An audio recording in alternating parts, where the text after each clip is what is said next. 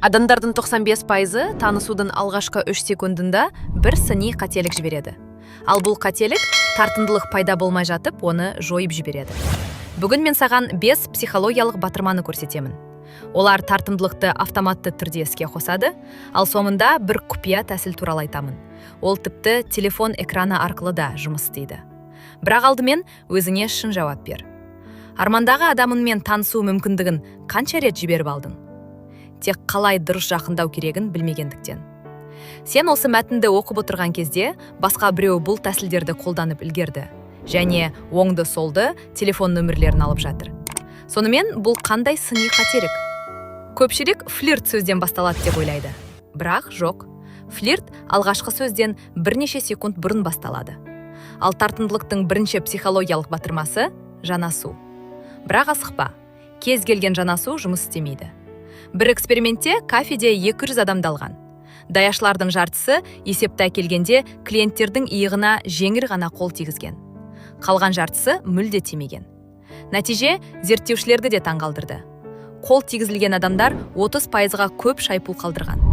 Бірақ ең қызығы кейін болды. Сол клиенттерден шығарда сауалнама алған кезде олар даяшыларды басқаша сипаттаған. Қол тигізген даяшылар оларға әлде қайдайда тартымды, сенімді және харизмалы болып көрінген. Неліктен бұлай болады? Біздің миымыз тактильді байланысты автоматты түрде белгі ретінде қабылдайды. Бұл үстемдік пен сенімділіктің сигналы. Бірақ бір алтын ереже бар. Жанасу дәл 1-2 секундқа созылуы керек. Және тек әлеуметтік тұрғыда қабылданатын аймақтарға тию қажет. Бірекке немесе иыққа. Ұзақ болса ыңғайсыз, қысқа болса әсерсіз. Тағы бір лайфхак. Егер адам сенің жанасуынан шеттемесе, бұл оң белгі. Ал егер өзі кездейсоқ жанасуды бастаса, демек сен дұрыс бағыттасың. Енді екінші психологиялық батырма. Дауысында жасырылған. Әдемі сөз айту емес, оны қалай айтатының маңызды. Зерттеушілер жылдам кездесулердегі адамдардың әңгімелерін жазып алып, кімнің қайта кездескісі келетінін талдаған. Белгілі болғандай, әңгіменің мазмұны шешімнің тек 20%-на ғана әсер еткен. Қалған 80%-ы басқа нәрсеге байланысты болған. Интонацияға, сөйлеу қарқынына және паузаларға. Ер адамдарға қатысты жұмыс істейтін нәрсе мынау. Әйелдерді интонациямен ойнайтын дауыстар тартады. Бірде жоғарылап, бірде төмендейтін дауыс. Монотонды сөйлеу қызығушылықты бірден өшіреді. Ал әйелдерге басқа ережені есте сақтау керек. Ер адамдар тыңдай білетін жандарға ғашық болады. Қысқа растаушы сөздер керемет әсер береді. Иә, түсінікті, дұрыс. Олар терең түсіну мен эмоциялық байланысты сездіреді. Тағы бір дауыс құпиясы. Әдеттегіден шамамен 15%-ға жай сөйле. Бұл әңгімелесушіні бейсаналы түрде саған жақындауға итермелейді және жақын атмосфера қалыптастырады. Үшінші батырма – айна қағидасы. Бұл нағыз сиқыр сияқты жұмыс істейді. Сен ұнатқан адамның қарсысында отырсың деп елестет. Ол алға еңкейсе, сен де бірнеше секундтан кейін сәл еңкей. Ол аяқтарын айқастырса, сен де біраз уақыттан соң солай жаса. Ол қолымен ымдаса, сен де ұқсас қимыл жаса. Неге бұл жұмыс істейді? Өйткені біз ұнатқан адамдардың мінез құлқын инстинктивті түрде қайталаймыз. Бұл эволюция арқылы сіңген. Ежелгі адамдар пуппен өмір сүріп, тірі қалу үшін тез байланыс орнатуы керек болған. Ең қызығы, айна қағидасы кері бағытта да жұмыс істейді. Егер сен біреудің қимылын қайталасаң, миың ол адамды ұната бастайды. Ал ең бастысы, егер ол сені айнадай қайталай бастаса, бұл симпатияның нақты белгісі. Тек есте сақта, айна қағидасы байқалмай орындалуы керек. Бірнеше секунд кешіктіріп жаса. Әйтпесе, мазақтап тұрғандай көрінуі мүмкін. Төртінші батырма. Қарапайым көрінуі мүмкін, бірақ мінсіз жұмыс істейді. Қызыл түс ки. Бұл кеңестің артында мықты ғылым тұр. Бір экспериментте ер адамдарға бір әйелдің әртүрлі киімдегі суреттерін көрсеткен. Қызыл көйлек киген кезде оны әлдеқайда тартымды және сексуалды деп бағалаған. Дәл осындай әсер әйелдерге де қатысты. Қызыл жейде киген ер адамдар оларға беделді әрі қалаулы болып көрінеді. Психолог Адам Паз да мұны эволюциялық бағдарлама деп санайды. Біздің арғы тектеріміз приматтарда ашық қызыл түсті тері аймақтары көбеюге дайындық сигналы болған. Бұл көне код әлі күнге дейін бейсанамызда жұмыс істейді. Бірақ бір нюанс бар. Қызыл түс талғампаз акцент болуы керек. Айқайлаған карнавал костюмі емес.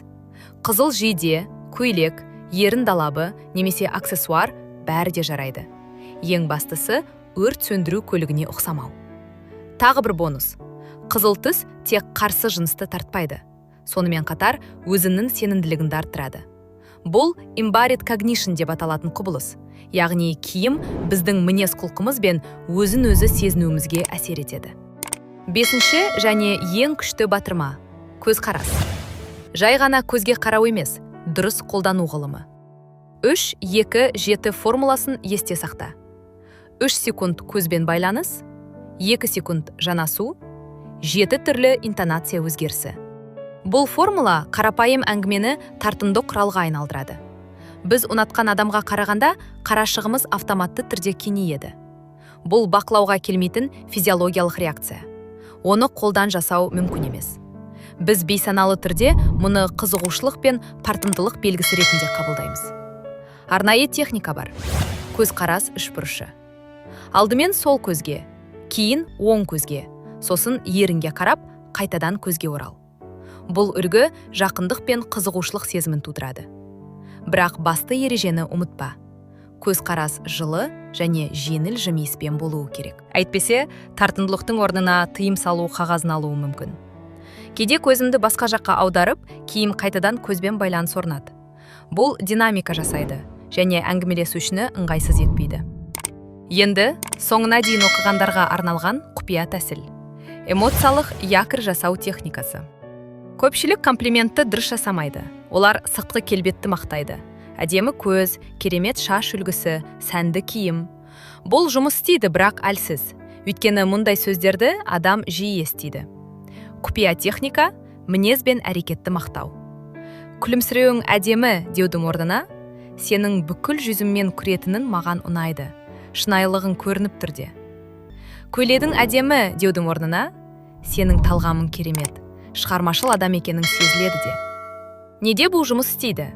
Өйткені мұндай комплименттер адамның тұлғасына, ішкі қасиеттеріне бағытталады. Ол сол қасиеттерді көрсеткен сайын сенің сөздеріңді және сені еске түсіреді. Ал енді телефон арқылы да жұмыс істейтін бонус тәсіл. Мәтіндегі эмоцияларды айнадай қайталау. Егер адам леп белгісін қолданса, сен де эмоциямен жауап бер. Егер смайлик қолданса, сен де қолдан. Егер оның хабарламалары қысқа әрі нақты болса, ұзын роман жазба. Егер ол ұзақ әрі кең жауап берсе, сол стильді қолда. Бұл тек хат алмасу арқылы болса да, бір толқында екендерінді сездіреді. Ал шынайы кездескенде бұл байланыс әлдеқашан орнаған болады. Сонымен қорытындылайық. 5 психологиялық батырма. Дұрыс жанасу, дауыстың сиқыры, дене тілін айнадай қайталау, қызыл түстің күші және көзқарас өнері. Қосымша, комплимент пен хат алмасу техникалары. Бірақ есте сақта, бұл тәсілдер тек бір шартпен жұмыс істейді. Сен адамға шынайы қызығушылық танытуың керек. Тәсілдер бар қызығушылықты күшейтеді, бірақ оны жоқ жерден тудырмайды. Қай кеңес саған ең тосын болып көрінді? Пікірге жаз және өз тәжірибеңмен бөліс. Егер бұл материал пайдалы болса, лайк бас және каналға тіркел. Жаңа психология құпияларын жіберіп алма. Келесі шығарылымда кездескенше.